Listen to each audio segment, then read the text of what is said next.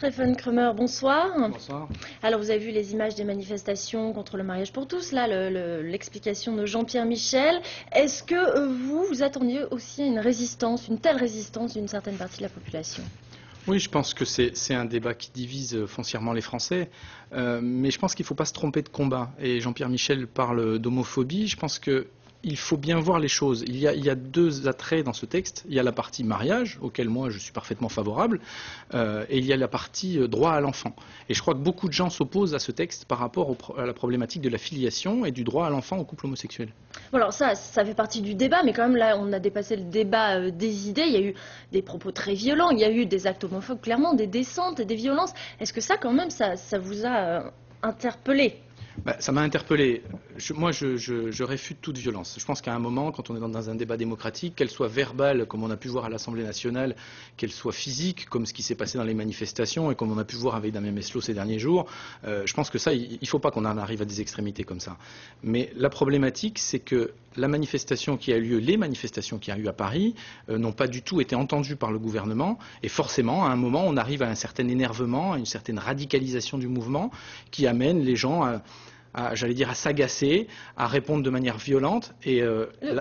Oui, on peut justifier finalement ces actes de Non, violence ? on peut pas le justifier. Je pense que la solution, c'était d'écouter un petit peu ce qui se passe dans la rue. Le texte tel qu'il est proposé aujourd'hui a deux volets. Il y a un volet qui, a priori, ne pose pas trop de problèmes à tout le monde. Je veux dire, le mariage, l'union, qu'elle soit civile ou mariage, après c'est une question de sémantique, mais les gens ont le droit de se marier, ils ont d'avoir les mêmes droits. Moi, je pense qu'après, sur la filiation, on ne peut pas imposer à des enfants un modèle familial qui n'est pas le modèle classique, juste pour l'intérêt des parents qui veulent avoir un enfant. Je pense que l'intérêt de l'enfant doit être la primauté et on ne peut pas leur poser la question, ils sont trop petits. Donc à un moment, on doit respecter ça et leur offrir un cadre familial classique pour qu'ils évoluent dans un monde, j'allais dire, plus classique et qui leur permet d'évoluer, j'allais dire, naturellement. Alors si la loi arrive au bout du processus et qu'elle est appliquée, est-ce que vous accepterez de célébrer des mariages entre personnes de même sexe dans votre mairie de Luxeuil-les-Bains ? Alors ça, j'ai absolument aucun souci avec ça. Je vous dis, je suis favorable au mariage.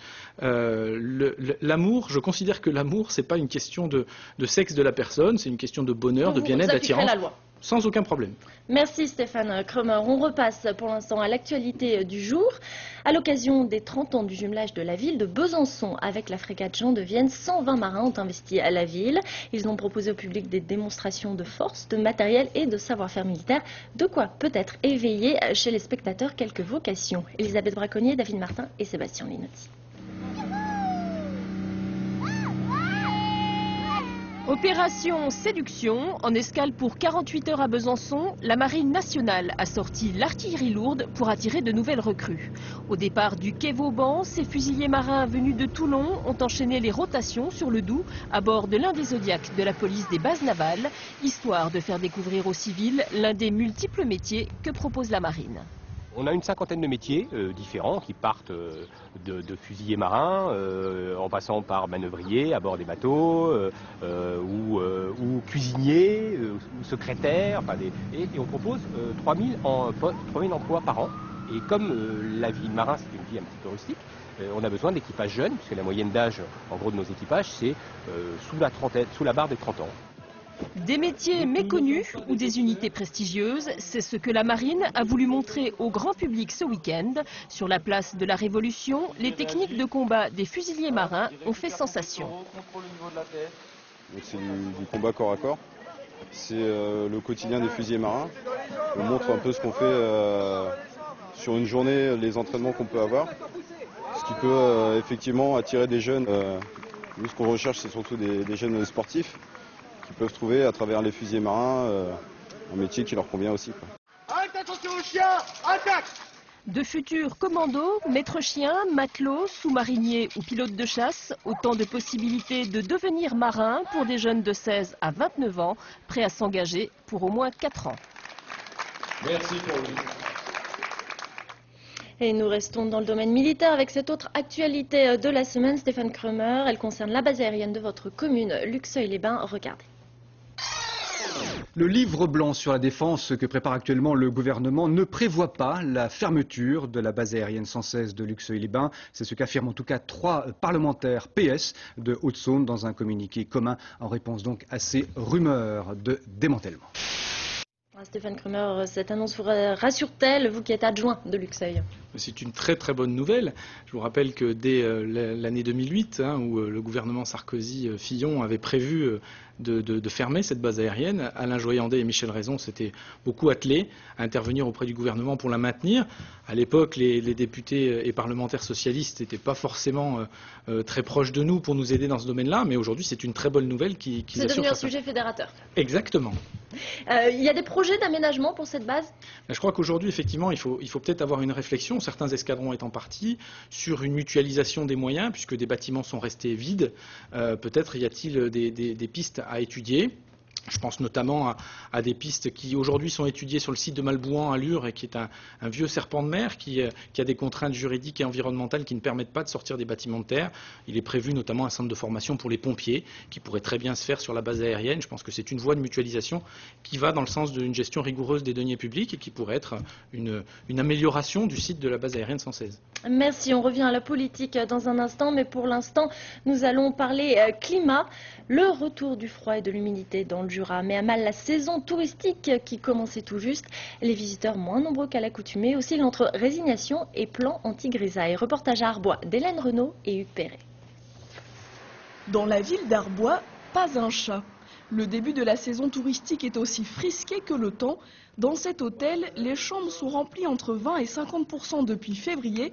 Les clients, pour l'instant, sont les Arboisiens. On a nos habitués qui sont là, et heureusement, qui font tourner la maison.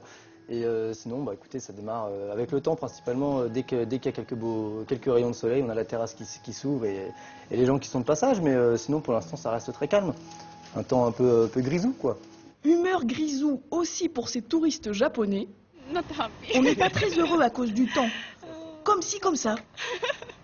Cette famille belge est sur le départ, avec un temps pire que chez eux, selon eux. Heureusement qu'il y avait leur chambre d'hôte. Nous sommes arrivés vendredi et donc il pleuvait. Quand on est arrivé, il a plu hier toute la journée et aujourd'hui il fait sec, c'est un peu mieux. Mais si les enfants n'avaient pas eu la piscine intérieure pour s'amuser, je pense que ça aurait été difficile. 3000 touristes sont venus à Arbois depuis janvier. Rien à voir avec les dizaines de milliers de l'été. Tant mieux, diront certains. Le mauvais temps vous déçoit pas trop? Non, pas du tout. Au contraire, même. Pourquoi? Il y a moins de monde sur la route. On est plus tranquille, quoi. Pour se réchauffer, les touristes dégustent du vin jaune ou partent au musée de Louis Pasteur, la maison d'enfance et de vacances du célèbre scientifique. Le temps permet ce genre de visite, quoi.